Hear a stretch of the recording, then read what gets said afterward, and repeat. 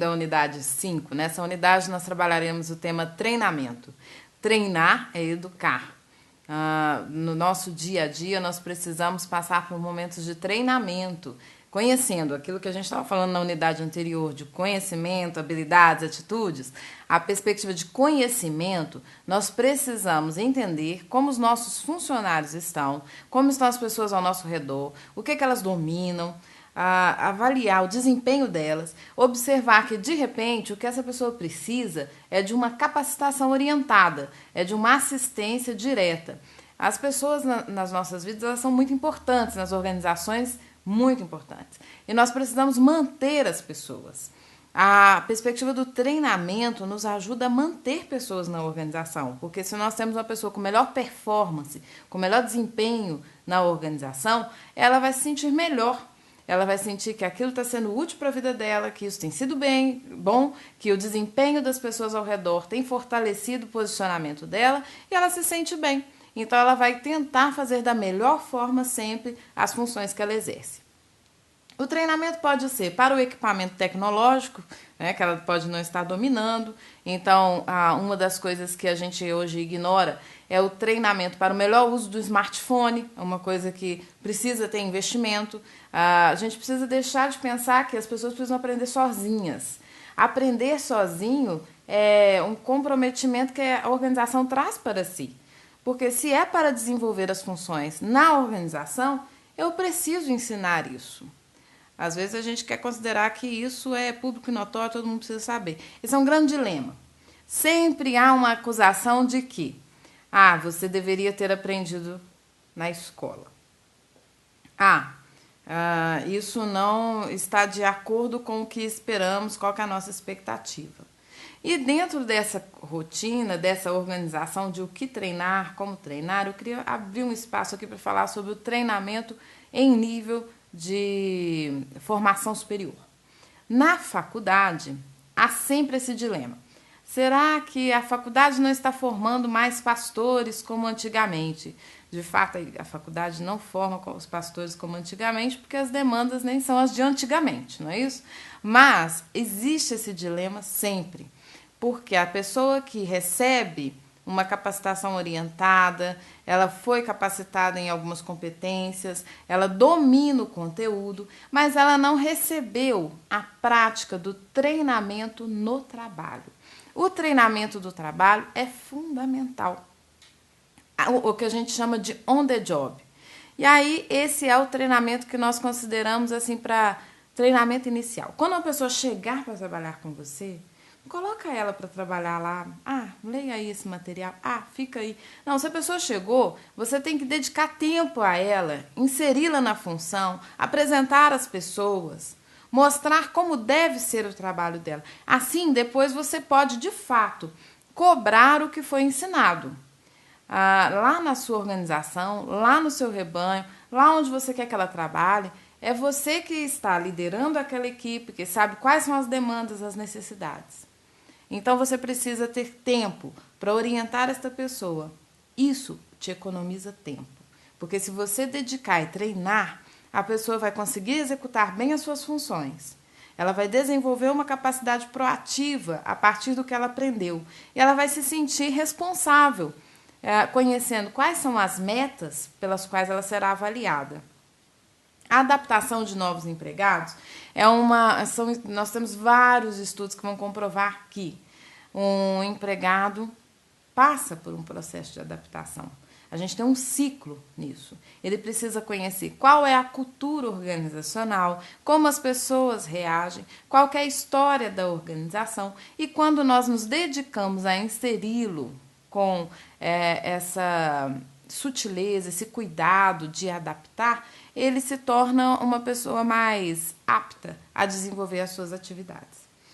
Para treinarmos as pessoas, nós precisamos entender o que precisa ser feito, o que precisa ser ensinado, como precisa ser ensinado. Para isso, nós precisamos ter um diagnóstico dentro do que a pessoa executa, quais são as atividades, quais são as etapas que têm apresentado ineficiência, que não tem sido favorável. Aí você consegue mapear, olha, essa pessoa ela precisa de um suporte na área de tecnologia. Olha, essa outra pessoa ela precisa de um suporte na área de disciplina, de compreender como ter um fortalecimento nesse valor, né, de ser disciplinado.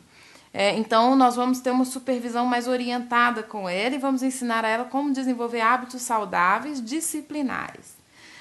Depois que você diagnosticou, aí sim é essa fase que vamos desenhar. Então, o que essa pessoa precisa? Ela precisa passar por um treinamento externo, ela precisa passar por um treinamento interno, ela precisa ter uma mentoria, ela precisa... O interessante para essa pessoa é que ela está com falta de disciplina. Vamos chamar um funcionário mais experiente, que é muito metódico, que tem muita facilidade com a disciplina, para começar a dialogar, interagir. Então, às vezes, a forma do treinamento pode ser colocar essas duas pessoas em uma mesma equipe. E essa pessoa vai começar a perceber como a outra lida com as circunstâncias e ser, por meio de coach, né, definido a ela que ela precisa melhorar nessa perspectiva, porque senão também ela pega um muito organizado, um muito disciplinado, e fala assim, como ele é disciplinado, eu vou deixar de ser e não vai fazer importância, né? Não vai ter importância. Então, sempre a organização precisa transmitir o que deve ser feito, como deve ser feito, tratando isso com clareza para o empregado. Olha, nós achamos que a sua forma de dialogar com o cliente tem sido petulante, tem sido exagerada nos argumentos. Você não tem demonstrado empatia no atendimento ao cliente.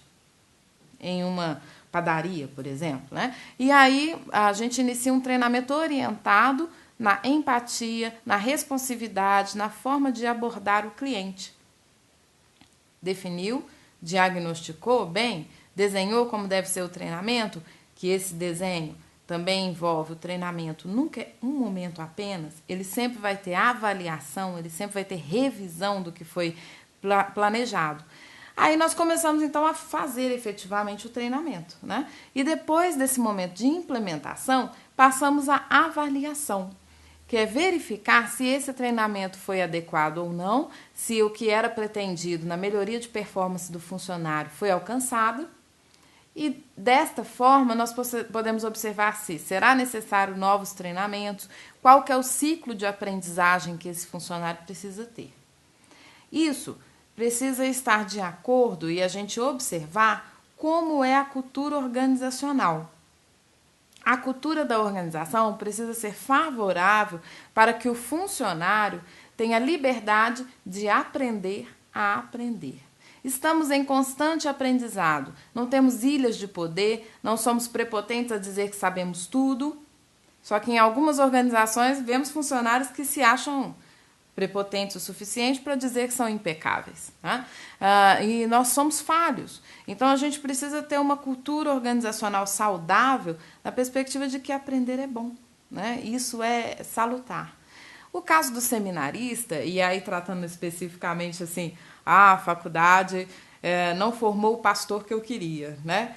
Eu esperava vir aquele seminarista e olha gente, por mais que ele receba informações, por mais que ele tenha um embasamento teológico, por mais que ele passe por diversas experiências de vida, o primeiro culto fúnebre que o seminarista for dirigir vai ser o primeiro culto fúnebre. Tem experiências na vida que só a vida vai proporcionar, que esse seminarista precisa ter para ser treinado em questões particulares, em questões específicas da função que ele exerce. No caso do ministro do Evangelho, existe uma demanda muito grande de que ele seja pleno dos dilemas da vida. Agora, experimentar um culto fúnebre não é algo que eu possa ensinar em uma sala de aula. Depende da igreja, depende da comunidade onde ele está assistindo, da emoção que ele vai ter naquele momento. É lógico, o papel no treinamento, na orientação, é que ele saiba como se comportar.